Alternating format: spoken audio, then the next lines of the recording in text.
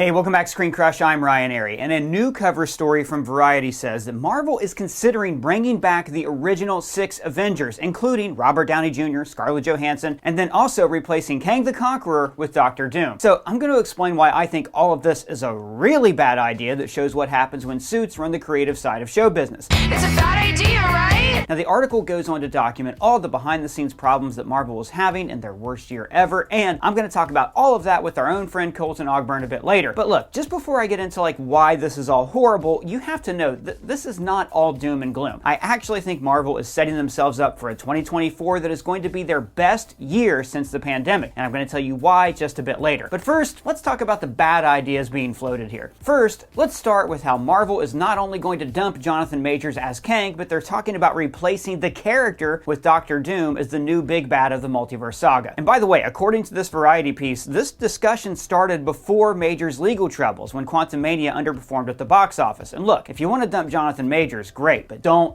dump Kang. Kang is a great villain in the comics. The multiverse saga has laid some terrific groundwork for this character with 2 stellar seasons of Loki. If you drop Kang the Conqueror now, then the legacy of that character is going to be, oh yeah, that guy that was defeated by Ant-Man. Just recast the guy. Please, Marvel, Disney, you can recast people. It's fine. You can recast young Luke Skywalker. You can recast Han Solo. You can recast Tony Stark. If Paramount could recast Spock and Kirk, then you can recast comic book characters. Now look, Dr. Doom was the villain in the 2015 Secret Wars comics, which the movie's probably going to be based on. But if they suddenly insert Dr. Doom into the narrative now, then it's going to feel rushed. I mean, Dr. Doom is my all-time favorite comic book villain, and I want the MCU to do him right. You owe me that. Doom should be the Loki of phases 7 through 9, but in reverse. He should get more villainous after every movie, and he starts off as a good guy and a victim. Don't ruin him by having him pinch hit for Kang. And the other rumor in this article is that Disney is considering paying really big money to Robert Downey Jr. and the rest of the Avengers to bring them out of retirement. I retire for what, 5 minutes and it all goes to shit? I hate this idea. I'll give them the benefit of the doubt and say that maybe this is just in reference to them appearing in Secret Wars, where they would be playing variants of themselves from other realities. Maybe a reality where Natasha stayed an evil spy, or where Tony kept drinking heavily. I don't know what they want to do. But if they're actually going to hire these original 6 to come back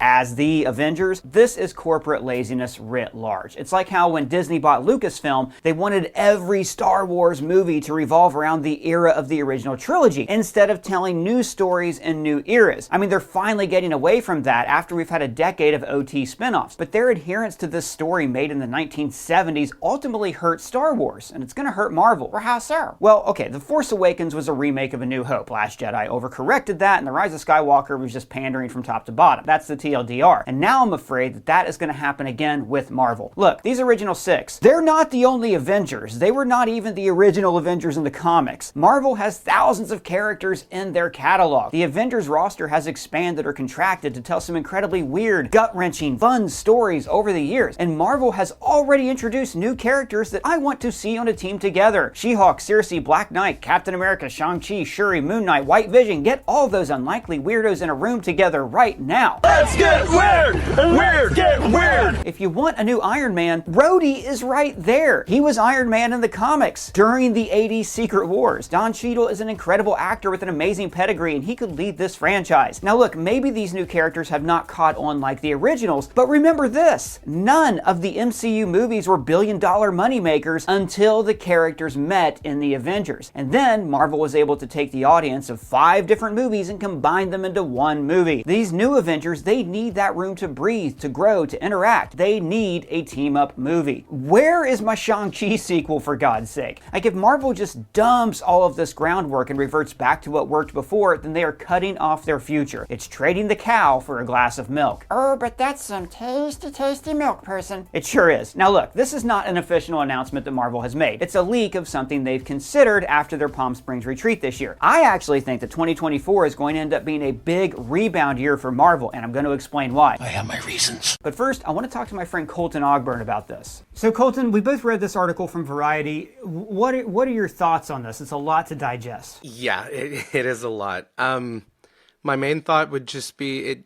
it's unfortunate. It's sad. I mean, for the longest time, Marvel Studios, the MCU, they were the pinnacle of, Hollywood filmmaking.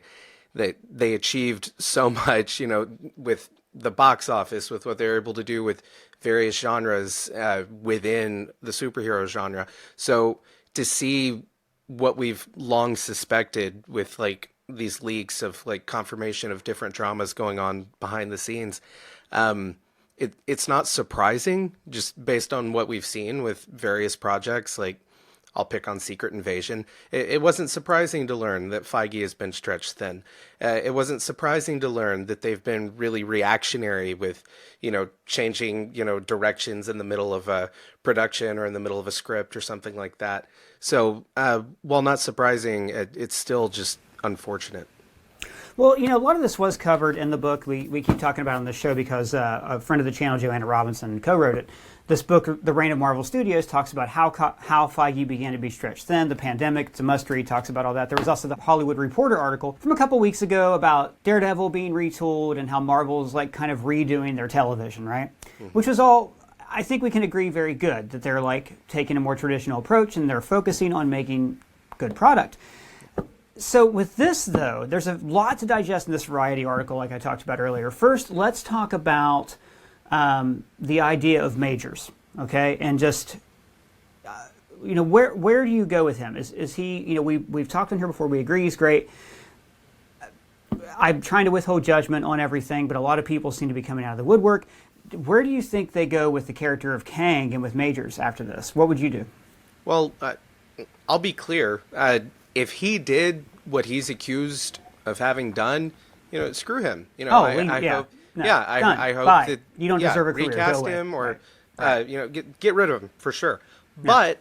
But as I've said in other talkbacks, like when we talk about Star Wars or like recasting like original characters, or like how we talked about with T'Challa, I'm big on recast. I don't think if Jonathan Majors did what he did, I do not think that should affect Kang. That should not affect what Feige's plan was for the MCU. I think they should just push forward and recast the character. And in some ways, Kang is kind of an easier character to do. If you're that concerned about, he was our main guy and now he's going to look different, just write it in. Have him be like a slightly literally, different because it's the multiverse, right? But even then, I don't even think the only major recasting we've seen in the MCU is Don Cheadle, right? Don Cheadle, when he shows up, says, "It's me, I'm here, deal with it," which is kind of like a meta thing about the Terrence Howard recasting. It's me, I'm here, deal with it. Let's move on. Fine. I don't even think they need to do that. It doesn't matter. People get recast. There's been a million James Bonds. There's been a million Batmans. Some of them have even existed in the same universe. It's fine. The idea that I think that the idea that we're tied to movie stars is it's not really of the franchise era, if that makes sense. I think that we can definitely get on board with new faces, new people, new interpretations of characters, as long as the quality remains good. And like this article talks about, the quality has not remained good throughout a lot of what we've seen here. And also regarding majors, there's this idea of bringing in Doom, which I think it was just like speculation. This is all coming from like leaks from the Marvel Palm Springs retreat, which, by the way, they have that every year, and it used to be you would never get a leak from that unless it was intentional. So I do wonder if this is like Marvel cracking, or if some of this is them floating these options to Variety to kind of see how the public reacts. Dr. Doom is, of course, the main villain of the Secret Wars comic. Like, he's the one who fixes the incursion and creates battle. Both? Both. I will say both, right? So it is one of those things where, when we watched the Infinity War, we were like, but Adam Warlock's not in it. It's like a big change from the comic. And now we kind of have that opportunity to put Doom up as this new guy. But I'm kind of looking at it and going, well, look, Doom would have only at this point presumably been in the Fantastic Four movie, which, by the way, I hope that he's not. It's kind of like Magneto having to be in every X-Men movie. Sometimes you just got to build up, like how Joker wasn't in Batman Begins, Mm-hmm. But I don't think that's enough build-up for Doom to suddenly be God Emperor Doom on Battleworld. And after he's God Emperor Doom on Battleworld, where the hell do you go from there? There's no place to go but down. So as like the biggest Doctor Doom fan, I've got like Doctor Doom stuff all over. Here's a bobblehead that you got me, actually, and there's a Doctor Doom statue over here on the shelf with the videos. I think I love Doctor Doom, and I don't. Yes, you did. And there's an action figure there, and I like Doctor Doom. You got me. I twist my arm. No, he's my favorite villain, and I don't want to see him basically used to pinch hit for Jonathan Majors. I want him built up, his own thing. I want to see acts of vengeance in phases 7 through 9. I want to see all of Magneto and everybody team up together and everything. Not this. This is not the way to do Doctor Doom. What do you think about it? Would you want to see Doom sub out in Secret Wars? No, I'm right there with you. I love Doctor Doom, and I sincerely hope that, regardless of what ends up happening, I hope that Doctor Doom is the main, the Thanos, the Kang of the next saga, like the Mutant Saga or whatever it ends up being. I think he's definitely the villain to do. No, I don't want to see them shoehorn in Doctor Doom because of some behind-the-scenes drama regarding Kang. And, like, in that article, I saw they also mentioned that even before this drama with Jonathan Majors, they were considering shifting away from Kang just because of the, I guess, poor reactions to Quantumania. That seems so reactionary to me. And it really does. I have a hard time believing that Feige would do that. But to answer your question... Marvel's more reactionary than you think, but please go ahead. Yeah, apparently. Like Thor Ragnarok was going to be, when they unveiled the first logo for Thor Ragnarok, it was like a dark brooding. It was going to be a dark, like Age of Ultron set up the dark brooding, and obviously they shifted course. Sorry, go ahead. Shifted, yeah. Well, just to answer your question, no, I do not want to see Doom just shuffled in to replace Kang. Now, if the original plan was, hey, we're going to do Kang Dynasty, and then Secret Wars, we're going to have this Doom character come in and, like, kill all the Kangs, that sounds awesome. Go for it. But then that does open the door for, okay, well, where do you go with Doom after that? If you have him on this big level at Secret Wars, I'm fine with that, but I don't want to jeopardize his development as a villain going in for, like, the next 10 years of Marvel after Secret Wars. I don't want to jeopardize the next 10 years just to save what has been a difficult saga for the multiverse saga.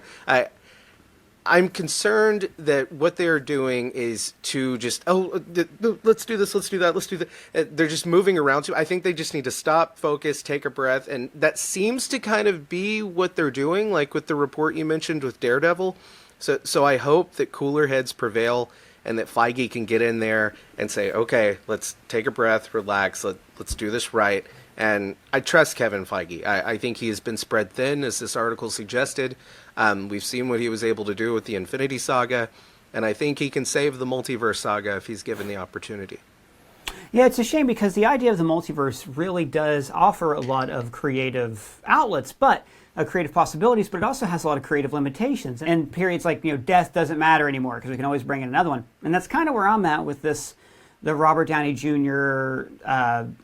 Potential and Scarlett Johansson coming back, right? So like I talked about earlier, I love the original Avengers. Who doesn't love the original Avengers? They're iconic, right? But the Avengers comic books shifted the membership around and they made it work. Yes, the team tended to work better when some of the core members were there.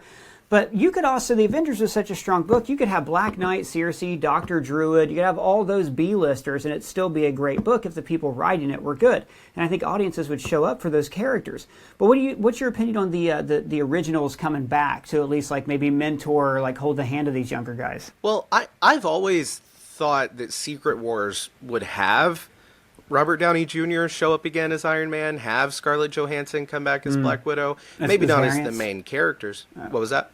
As variants? Yeah, as variants, or something to that degree. Because Secret Wars, I would think everybody is going to be in Secret Wars. So why pass up that opportunity to have a variant Tony Stark like say hi to Peter Parker, or maybe that Tony Stark lost his Peter Parker. It writes itself. There's really cool stuff that you could do with that. I love the original 6. It's what that movie was able to do, the original Avengers, and with Age of Ultron, Infinity War, taking B-list characters, like Iron Man, Captain America, Black Widow, all of them. People forget that, absolutely. Yeah, I'd say really the only A-lister on that team was Hulk, maybe, like the big known character. So what they were able to do that now we are talking about those 6 heroes being these iconic characters that would definitely get the audience interested again. very impressive. And I'd love to see it. Sure, I'd love a movie with the original 6 Avengers. I was talking the other day about how cool it would be, like maybe 20 years from now, the original 6 reassemble for some like Elseworld story or something. I thought that Robert be really Downey neat. Jr. would be 80. True. Yeah, that's a good point. That's a good point. Yeah. You guys, it's like the comics already have, that's what keeps getting me about this. Like, I get that Marvel's huge now, right? And that it's not just nerds. But I'm sorry, nerds, we know the answer. We've seen the answer. It's, you get different artists on a book, a character looks different. There have been so many other Iron Man. Like, Rhodey is right there. Rhodey is your new Iron Man.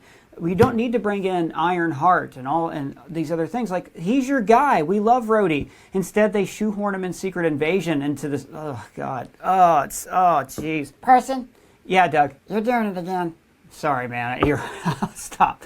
Doug doesn't usually show up in talkbacks. Thanks, buddy. High five.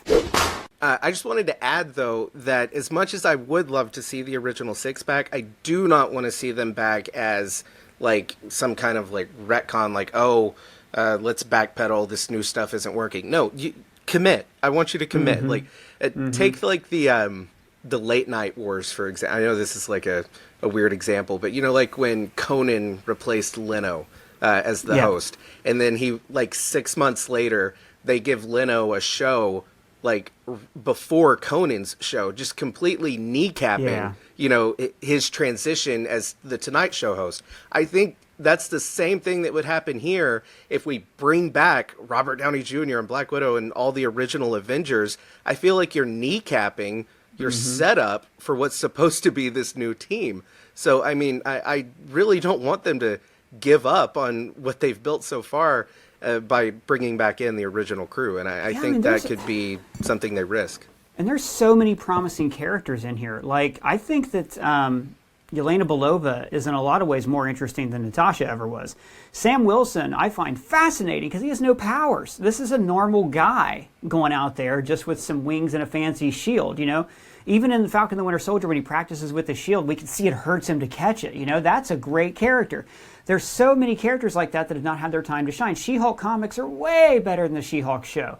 And I agree with you. It's also kind of what a lot of sports teams have done over the years that have higher budgets. Like the Yankees in the 2000s started to sell off their young talent for these like older veterans who helped them win short term, but it sacrificed the success long term. And that's what I meant when I compared this to like when Disney bought Star Wars. It just feels like corporate decisions. It doesn't ring to me as like creative decisions where people are excited about characters. It's them looking at Q ratings. It's like when Marvel actually does start to become the boys. Yeah. Well, and what happens? Okay, say they do bring back the original 6 for a movie. Okay, and then what? You know, what do you do exactly. after that? They're backing themselves into a corner, I think. Especially since, as we've talked about many times on this channel, why was there not an Avengers film in Phase 4? Why even bother to call it Phases? I still don't understand the creative reasoning behind that. I've heard excuses. You know, there's already team-ups and things like that happening, but like, especially when you have massive stories like Secret Invasion kind of just waiting in the wings, or even Gore the God Butcher, or anything like that could have been elevated to an Avengers-level threat. I don't know.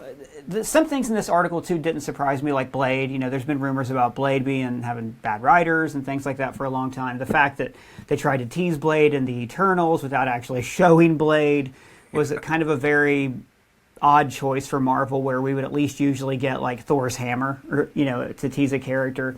You know, and that's really the one thing about Marvel we used to be able to rely on. You know, they would take these obscure storylines, or even major storylines from the comics, and adapt them so well. Like, Civil War was not the big crossover event, but it was done so well and adapted so well for these characters, right?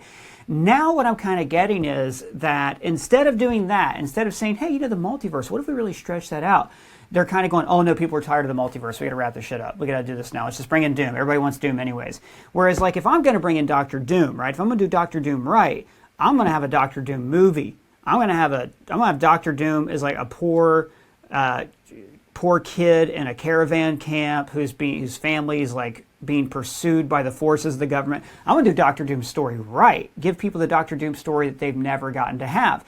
In the same way that the MCU gave us the Captain America movie that we always wanted, that we never got to have, you know?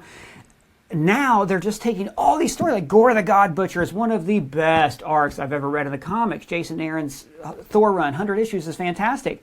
And they turned it into basically a gag movie. The Secret Invasion, this amazing concept and story from the comics, distilled into the worst MCU show. With the multiverse saga, there's this opportunity to do Secret Wars. The first version's better than the second one, but like Secret Wars has all this amazing potential, and I can tell, you can just see that all Marvel's trying to do is just get to the finish line where Wolverine and Tobey Maguire share the screen together. But is that enough to sustain a franchise? It's not, and I think I was surprised when they announced Kang Dynasty and Secret Wars so early. Did it seem early to you? Yeah, early on? It was in like 2021 or 2022. Yeah. And they said it's going to come out in 2025. Wow. Yeah.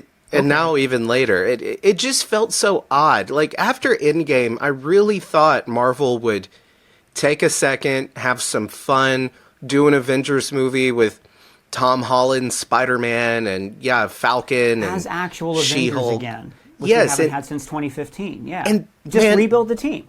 They could have so easily just copy and paste the first Avengers movie and put in those new, fun, $1 billion. exciting characters. Easy. Yes. Yeah. And people would care. People would be interested. People would know who they are. Right now, people are so checked out of Marvel. It's insane. And it's just so disappointing. That's really my overall take, I guess, on this whole topic. It's just disappointing.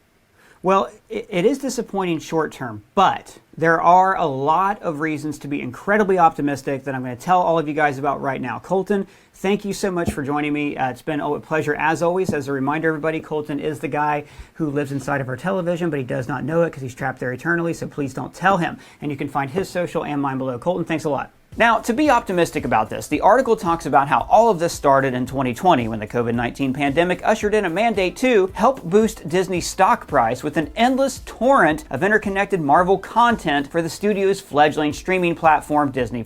According to the plan, there would never be a lapse in superhero fare with either a film in theaters or a new television series streaming at any given moment. Yeah, gee, I can't believe fans didn't want an endless torrent of content. That sounds amazing. Why would they do that? And now, guys, that endless torrent has stopped. Bob Iger is back. The brakes have been pumped. Feige is back to having quality control. Marvel has realized that fans don't want an endless torrent of content. We want stories about characters. Marvel has heard us. So assuming that the strike is resolved and production gets back on track for next year's films, we should be very excited about the Marvel movies next year. Deadpool 3 is finally going to bring a Fox X-Men character into the main MCU timeline. And it's also going to show incursions happening, which is going to finally give real weight to the multiverse saga. And we're also getting the movie I'm most excited about next year, Captain America Brave New World. Harrison Ford as Thunderbolt Ross, the return of the leader. That movie's going to be huge. I always thought Falcon and the Winter Soldier was an underrated show, and I can't wait to see that story continued on the big screen. And I am so excited for the Thunderbolts. We finally have a team-up movie that we should have gotten back in Phase 4. And on the TV side of things, Marvel has taken their foot off the gas. They're reworking shows like Ironheart and Agatha, taking their time with What If and X-Men 97. Echo is also coming out. The focus has now shifted from quantity to quality. We're going to look back one day on 2023 and say, oh yeah, remember that bad year? That was really bad, but it's good again now. You know, maybe you're not so bad after all, brother. And ultimately, Marvel's long game is Secret Wars. You know, we're going to see Tobey Maguire and Hugh Jackman team up, and Nicolas Cage Ghost Rider, the Fantastic Four from that other couple of movies. Hopefully, all this team-up stuff is going to happen, though, while Marvel tells a story driven by the incredible new characters that they have introduced in Phase 4 and 5. Because look, Avengers Endgame didn't work because there were a lot of characters at the end. It worked because we cared about those characters. If Marvel gets back to telling character-driven stories about broken weirdos that are forced to interact together, then Phase 6 is going to blow your mind. Also, we have the Young Avengers coming, and I am really excited to see all of those kids together in the same space. But what do you guys think about all this? Do you want to see Robert Downey Jr. return? Do you want to see Kang replaced with Doctor Doom? What is the problem with Marvel, and what are you optimistic about? Let me know your thoughts down in the comments below or at me on Twitter. And if it's your first time here, please subscribe, smash that bell for alerts. For ScreenCrush, I'm Ryan Arey.